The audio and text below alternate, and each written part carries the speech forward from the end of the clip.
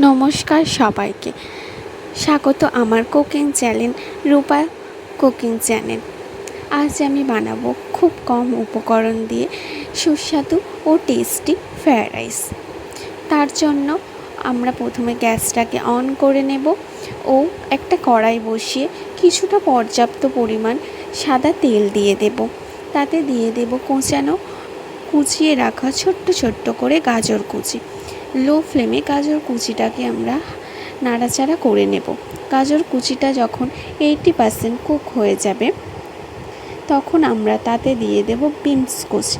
বিনসটাকে ওই রকম আমরা নাড়াচাড়া করে নেব, কিন্তু অবশ্যই গ্যাসটাকে কিন্তু লো ফ্লেমে রাখতে হবে। বিনসটা ও গাজরটা যখন ভাজা ভাজা হয়ে যাবে তখন ওতে আমরা দিয়ে দেব ক্যাপসিকাম কুচি। ক্যাপসিকামটাকেও একটু নাড়াচাড়া করে নেব।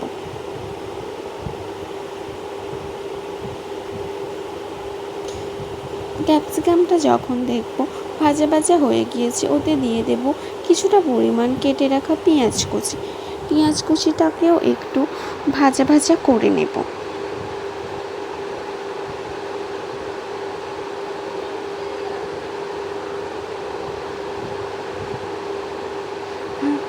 তারপরে ওতে দিয়ে দেব কিছুটা পরিমাণ কাজু কিশমিশ। ওটা আমি দেখাতে পারিনি, তার জন্য ক্ষমা চেয়ে নিচ্ছি। তারপরে দিয়ে দেব কিছুটা পরিমাণ লবণ। তারপরে দিয়ে দেব সিদ্ধ করে রাখা রাইসগুলো। ওগুলো দিয়ে নাড়াচাড়া করে নেব। ফ্রায়েড রাইস তো একটু মিষ্টি মিষ্টি হয়, কিন্তু আমার হাজব্যান্ড মিষ্টি একদমই পছন্দ করে না, তাই আমি এতে দিয়ে দেব কিছুটা পরিমাণ গোলমরিচ গুঁড়ো। গোলমরিচ গুঁড়োটাকে দিয়ে আমরা নাড়াচাড়া করব, কিন্তু এতে অবশ্যই মনে রাখতে হবে গ্যাসের ফ্লেমটা যেন লো ফ্লেমে থাকে। একটু ভালোভাবে নাড়িয়ে চাড়িয়ে নেব।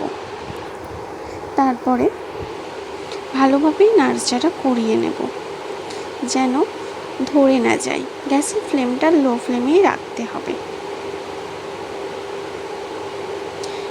তারপরে এতে দিয়ে দেব কিছুটা পরিমাণ চিনি।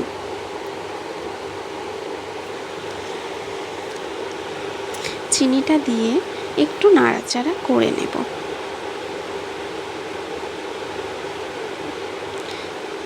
আমাদের খুব কম সময়ে ফ্রায়েড রাইস রান্না কমপ্লিট। এরপরে একটা প্লেট নিয়ে নেব, নিয়ে তাতে ফ্রায়েড রাইস দিয়ে দেব ও তার সঙ্গে আমি বানিয়েছি ঝাল ঝাল চিকেন কষা।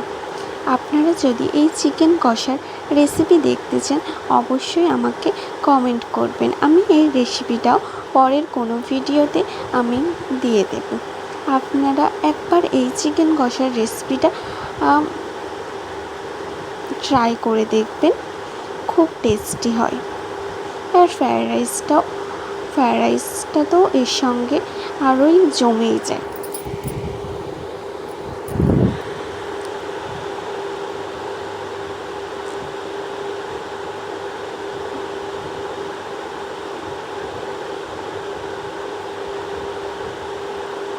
শুধু তো ফ্রায়েড রাইস আর চিকেন কষাতেই হয় না, তার সঙ্গে কিছুটা পরিমাণ স্যালাডও তো লাগে।